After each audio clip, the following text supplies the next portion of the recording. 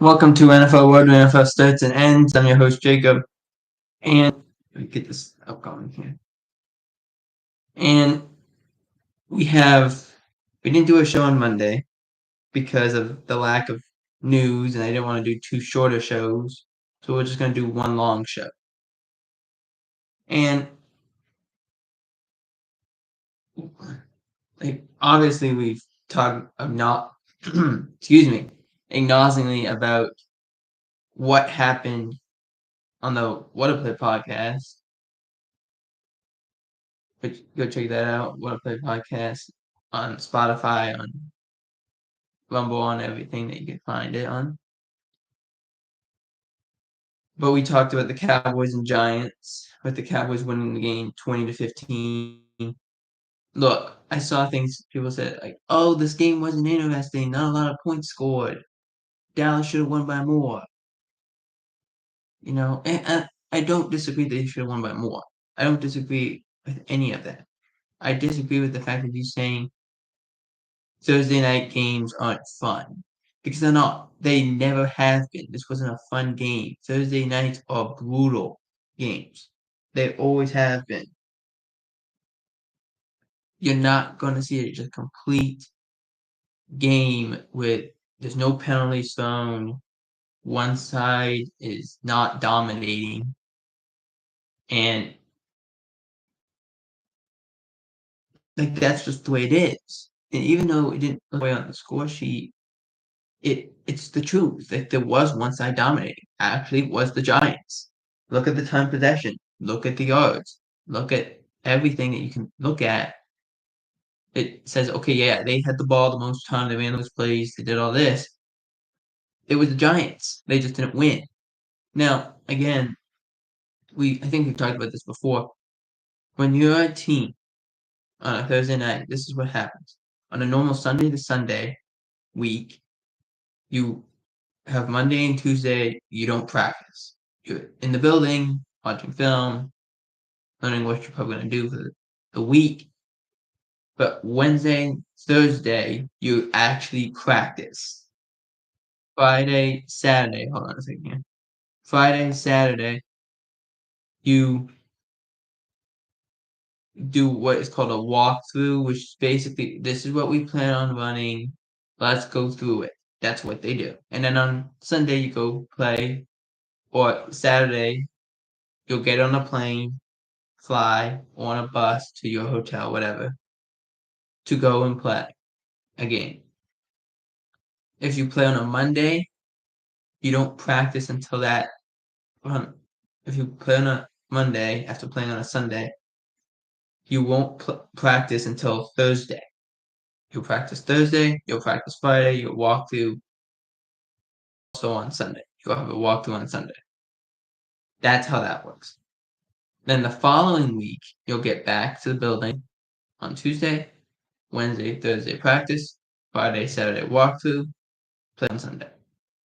But when you play on a Thursday, you don't actually practice. You play on Sunday, you walk through on Monday, walk through on Tuesday, walk through on Wednesday, / get on plane on Wednesday, go to a hotel on Wednesday, whatever, and play on Thursday. So your body's not healed up. So injuries can occur, which we will talk about. The quarterbacks both looked really good, both very short area passing, but they looked good. Malik Neighbors had an awesome game, so did CeeDee Lamb. And the defenses, Dallas stopped the Giants to 26 yards rushing. That's incredible. Doesn't help the fact that the Giants ran the ball up the middle because that's not where the weakness of the defense is for the Cowboys. That's what you did anyway. On top of all that, that pretty much narrows it down to a point. That and the kickers had a very evident game, I guess. I don't know how else to describe it. Next up, Rams versus Bears. The Bears won this game 24-18.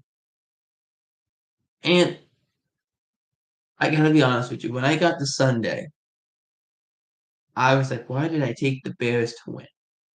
what would have made me do that? And then I just saw what was happening. The Rams were not playing well. There was issues, and the Bears ended up winning this game by 6 points. And I said, "Okay, I don't know how it worked, but it worked." So that I guess if you really counted it, considered it, everything, I won every game this week. So just to let you know. I didn't watch this game between Rams and Bears. I thought this game was gonna be boring, and I was right. In our viewing area, we got the Jets and Broncos in New York, and it was just a rain fest, and it was bad. It was a bad game. To the point I was like, "Can I switch the channel? Can I just leave?" And I ended up doing that because it was so bad. And this game I probably would have done the same thing. Next up, Patriots vs. 49ers. 49ers were favored by 10. 49ers ended up winning this game 30-13 in a game where, look, Debo was back, Kittle was back, the offense looked back, and I saw this thing, and I'm gonna kind of phrase it another way. I saw it on X, which was Brock Purdy was like first or second in passing yards, and a person put down. Now I'm phrasing it a different way. This is what I'd say. What I say is the reason Brock Purdy got there was he was playing a horrible team in the Patriots, which I understand. And on top of all that, he had all of his weapons back, except McCaffrey, which Mason has done a great job. So on top of all that, when you look at it, Brock Purdy's a good quarterback when he's got all of his weapons. That's how you have to look at it. But yeah, I took San Francisco to win it. They rewarded me. Next up, Chiefs vs. Chargers. Chiefs won this game 17-10. It was a costly game for the Chiefs. They had some injuries. The Chargers actually were winning this game for the most part. And we're going to talk about the Eagles. We still, I think, have to talk about what's going on in Kansas City. With nothing's clicking fully. They scored 17 points against a team that didn't score in the second or third or fourth quarters. That can't happen. And Herbert was hurt in this game. And he was playing, and he couldn't really move. That can't happen. The Chiefs had to have scored more than that. They didn't cover. So technically, if you took the Chargers to win, you won because of how the Chiefs were playing. There just seems to be a lot of issues on Kansas City we are not talking about, even though they are undefeated. But we need to talk about that. And then the last game that we covered was Bills Ravens because we didn't cover the Lions and what was going on in Seattle. But the Bills Ravens are favored by 2.5. Ravens smoked the Bills 35-10. And again, Josh Allen did not play well. He didn't play well. This is what is going on when you don't have a good team. You need a good team. You need good wide receivers. We will get into that. You need a good team. You need a talented team. And the Bills they don't have that. It's very Josh Allen dependent and very run game dependent. Baltimore did a great job and a great game plan. Everyone was flying around making plays. Josh Allen did turn the ball over. Took a big unnecessary hit. Thought he was out for the game. He was okay. But that was a big issue. And Baltimore, I mean, King Henry rides again. That's what he did. He had 180 yards on the ground. He had 151 the week before, and now he has 180 against Buffalo, a team that be like, okay, this is a good team. They didn't play good last night, or they didn't play good on Sunday night. That's a concern.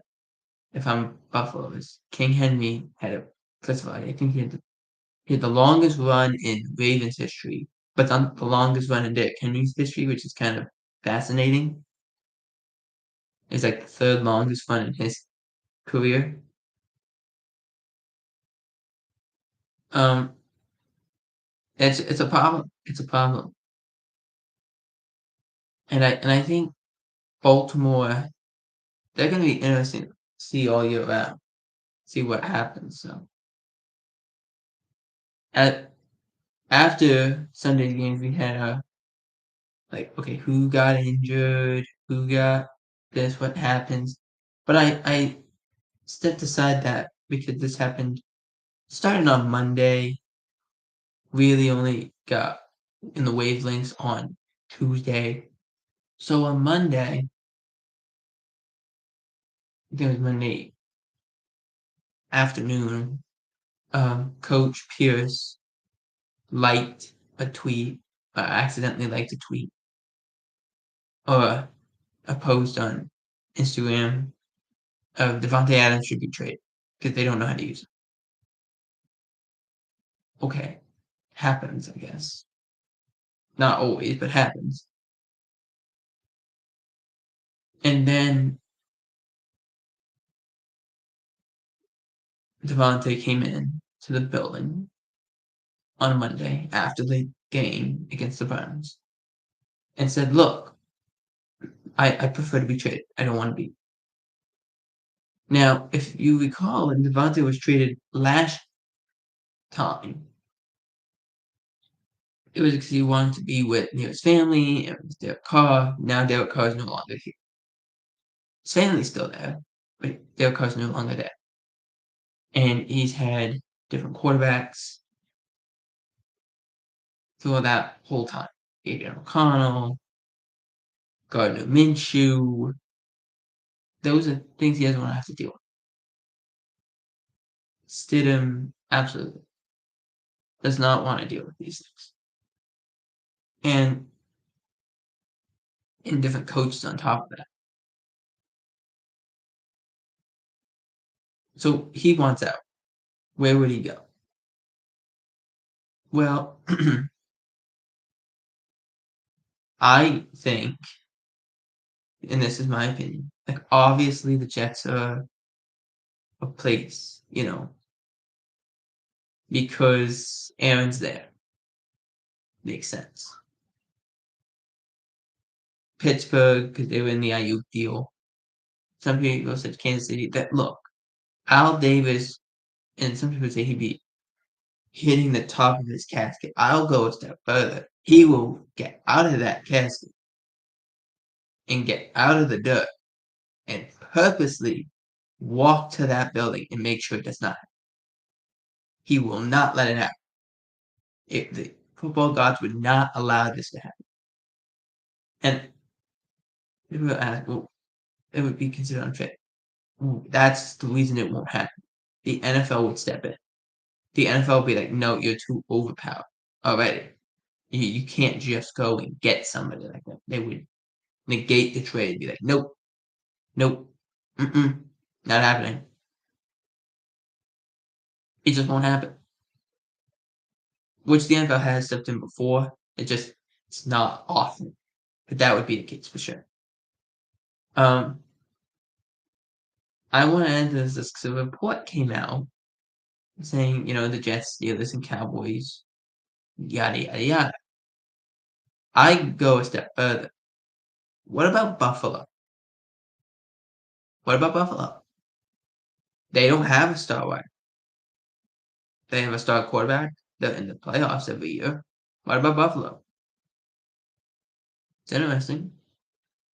I mean, it's not the sexy name, but what about Buffalo? Ian Rappaport said on his YouTube channel, which go watch. Let's get Ian to, let's say, 100,000 people. Let's get on his YouTube channel. Let's get 100,000 subscribed. He said Baltimore. That's a good one. That's a good one, especially with that heat that John Harbaugh has felt the last few years. That's a good one. Pittsburgh, maybe, maybe.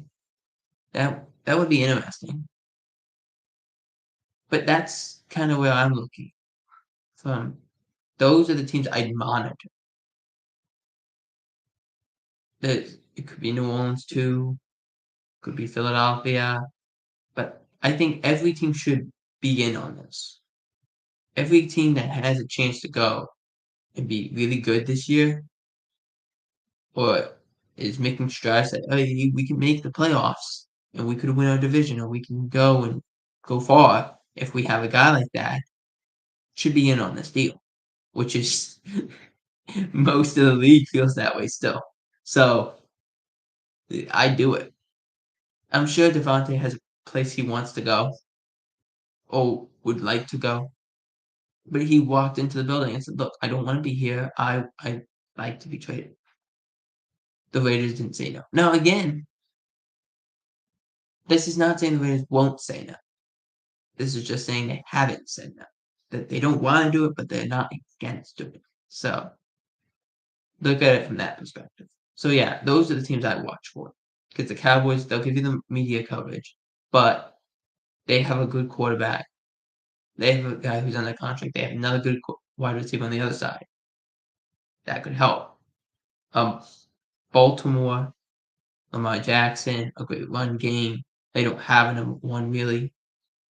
I mean, Zay Flowers is a great piece. I love watching Zay Flowers play, but you would take Davante Adams over Rashad Bateman or Nelson Aguilar any day. You would. Pittsburgh, besides George Pickens and Najee Harris, and I know I love how Justin Fields played. Put him on that offense. That's a fun team to watch. The Jets, obviously. The Bills with Josh Allen. This is a fun. You could also say Minnesota if you want, and that would be an excellent choice as well. So everyone should be in on this deal. Is what I'm saying. Next up, the injuries. So I just condensed this down as much as I could. I didn't want to say so and so got injured and so got injured because we'd be here all day. Let's do this quickly. So in the Thursday night game, let's start with the Giants. The Thursday night game, Malik Neighbors got concussed on a sideline play on a fourth down. He hit, got concussed, left the game. Who knows if he's going to play or not? I don't think he's practiced or been in the building, so who knows? He had a great game going, just got hurt in the fourth quarter. On the flip side, the Cowboys, they suffered a lot of anguish in that game by having both Michael Parsons and DeMarcus Lawrence both get injured. Different injuries. DeMarcus Lawrence has a Liz Frank in his right foot, not surgery, but he's going to be out for some time. I've heard as much as 2 months. He'll be reevaluated in a month as he was put on the injured reserve list. Michael Parsons has a high ankle sprain. At first, he came out of the game, he had a stinger, went back in, was okay. He had his ankle rolled up on, high ankle sprain. I don't predict, and the Cowboys don't predict that he'll be playing this week or even next week, hold him off until the bye. We will see what happens or what other moves do happen. They did sign a defensive lineman off the Bengals practice squad, KJ Henry. So I don't think that's enough, but that's what they did. Um,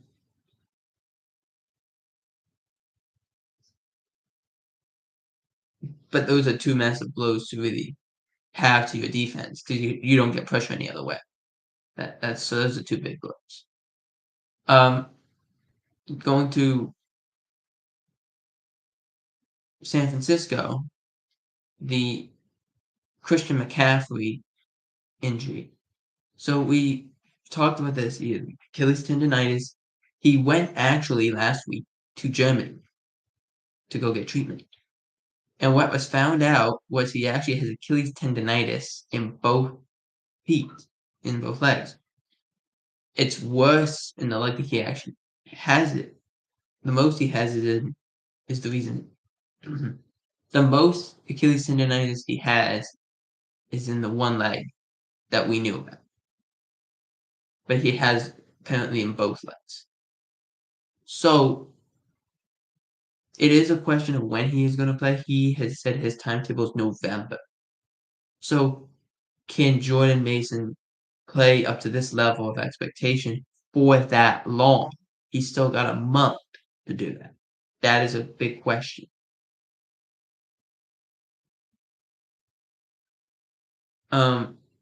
Moving to New England, it just came off the press that their talented center David Andrews likely out for the year with after getting shoulder surgery. He got shoulder surgery, or is getting shoulder surgery, and gonna miss the rest of the year. That's a big thing. The offensive line that New England is terrible, but he's also the longest tenured and most decorated guy they have. When you don't have that guy out there, it's hard. It's already hard. Yeah, now it's almost impossible. That's what it feels like. You don't have somebody who's been out there before. Now, it is a question of is New England sellers? What are they willing to sell? Gotta have that question in mind too. Moving on to, I wrote this down as Baker's comments because this is actually the best way I can put it. Actually, yeah, let's do Baker's comments first. Baker's comments are, look, he made some comments about Tom Brady. I don't think what he said was wrong at all. I think he's right. This was not like, oh, this is incorrect for him to do for them to do it this way. Basically, when was being discussed was when Tom was in New England, Tom had everyone on edge all the time. It was a stressful environment, but it was because they knew that since it was stressful, it needed to be that kind of stress in order to go and be able to go win a championship. And that's basically what Baker said. He's like, look, it was a stressful environment. We're trying to have a little more fun here. And you're seeing us win because of it. There's more than, as the saying goes, there's more than one way to skin a cat. Brady's way led him to 7 Super Bowls. I'm not saying there's a better way. I'm not saying there's a more detail-oriented way, but that would be Tom's way of doing it, and it worked. You know, and there's quick stories to understand this, which was I'll do one story, which was Shaquille O'Neal when he was with the Lakers. Shaq won 3 out of 4 with the Lakers, and he would not practice in the summertime. He wasn't in shape when the season began. But that was the way he did it, and they won still. So there was a way he wanted to do it, and there was a way that he did it. That's not the same thing. Tom wanted to stress. As he said, look, I was stressed out if we didn't win a Super Bowl. If we didn't do everything we could to win a Super Bowl, I was stressed out. So there's just different ways of doing things, which is okay. That's perfectly normal. I don't know why he got so much flack. I don't know why Baker got so much flack for his comments. That is just a statement, more or less. But because something was negative, but let's put some fire to this thing. Let's ignite this thing. And that's what they did. Shouldn't have gotten further than that. It was just a comment that he made. That he, it was it. It was not anything out of the ordinary for it. Now, what's up in Philadelphia? Well, specifically what's going on there. Like, no one knows. Philadelphia played Tampa, and it's not the best way I can put it is it's not, if you look at it, they scored 31 points in 2 weeks. 31 points in 2 weeks. They scored 16 against Tampa. They scored 15 against the Saints. They were lucky they beat the Saints. They really were. That game was brutal, but they were lucky they beat the Saints. They played Tampa. They're getting boat raced early in the game. They start to come back. Now I understand in this game they did not have AJ Brown and Davante Smith. Some guys were going out from heat exhaustion, but they had massive injuries. Like Lane Johnson was not playing. That was evident. The Eagles gave up 6 sacks. They just couldn't do anything. Jalen Hurts turned the ball over. Like he was getting pressured over and over and over again. Those are things that cannot happen. As much as, and you can blame the injuries as much as you want. You can't blame the injuries for everything. You just gotta push through it as much as you can. And because of that, they didn't play well. Now, I saw something that said this morning said the Eagles aren't playing to Sirianni's core values. Well, I think Sirianni is part of the problem. I think he's part of the problem. He hasn't coached well. They haven't played well. Look, this defense doesn't look ready yet. They don't. Besides the game against New Orleans, what game can you tell me in the last 9 times that they've played that the defense showed up consistently? 1, 2 maybe? 2 games maybe? That's not good. That is not good when you have guys like Jalen Carter on Jordan Davis in the interior and they can't get pressure. I think the Eagles had 2 sacks. One was from Brandon Graham. I think the other one was from Josh Sweat. That was it. They didn't do anything. They don't get pressure. Now I saw this thing, and the NFL had to say, or they had to go put it out, or someone put it out in case of the NFL. It says, could the Eagles go and trade for Hassan Reddick? Could they just trade him back for him? The answer is no. You can't. According to, you gotta go through all the bylaws, and this is all like kind of crazy stuff. Basically, what it said was, you have to wait 2 years. You have to wait. If you trade a guy, you have to wait 2 years before you can ask to try to get him traded back to you. You have to wait 2 years. So he can't be traded back. Now, if he gets traded, then that's a whole different story. And that could happen. We don't know. But he can't go back to Philadelphia with the Jets trading. That cannot happen. But I don't think it's just that. They don't get enough pressure in the interior. They're getting beat on the point of attack. They're struggling. They're not playing well. It's not good. And then on offense, like AJ Brown, Davante Smith not being there. This offense runs through Saquon Barkley. And when Saquon's not there, it's Dallas Goedert. That's it. And I understand, who knows how long AJ Brown will be out, who knows about Davante Smith. If they don't play, they play they're on bye week, so that's a good thing. But if they don't play the following week, we have issues. We have issues if you are in Philadelphia. It won't be the city of brotherly love for very long.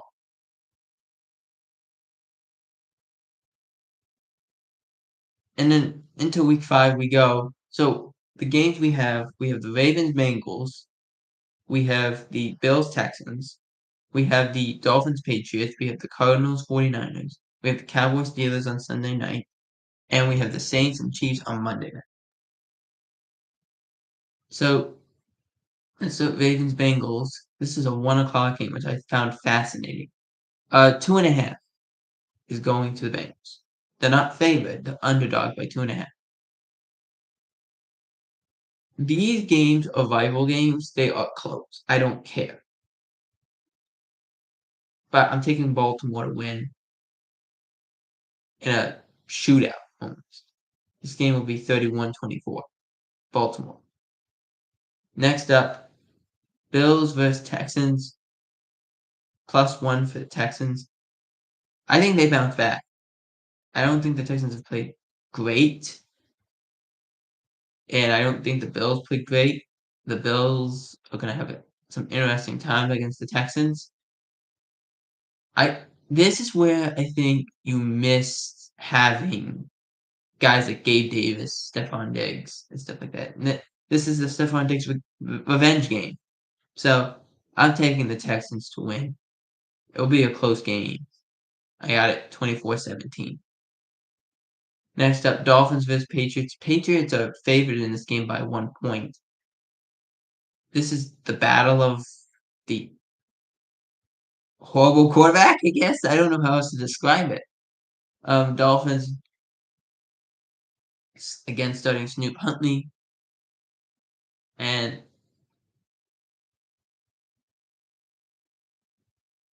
the Patriots, it's Jacoby Brissett until the wheels fall off or until Jacoby dies in that pocket. I'm taking the Dolphins to win. I don't like what the Patriots are doing. I don't think Snoop Huntley's a good quarterback, but I don't like what the Patriots are doing. So I'll take the Dolphins. I'm going with the underdog, I guess. Score is 21-10, I guess would be my score. Next up, Cardinals vs. 49ers. 7.5 for the 49ers. Again, divisional games are closer. I have the 49ers winning, but I wouldn't be shocked if Arizona finds a way to pull this upset off. 49ers are a good team, but they played New England last week. I want to see them play a better team. Is Arizona that team? Maybe, possibly, but I'm going to take 49ers to win 28-24. Next up, Cowboys vs. Steelers. The Steelers are favored by 1 point. This is going to fluctuate. It's gone from 1 to 1.5, back to 1. Probably will go up to 2.5, back to 2. It'll go all over the place. The reason this happened, I think, is the Steelers have been good. Justin Fields had his best game last week, even though it was a loss. The Cowboys haven't been that great. Look, it's typical Steeler football.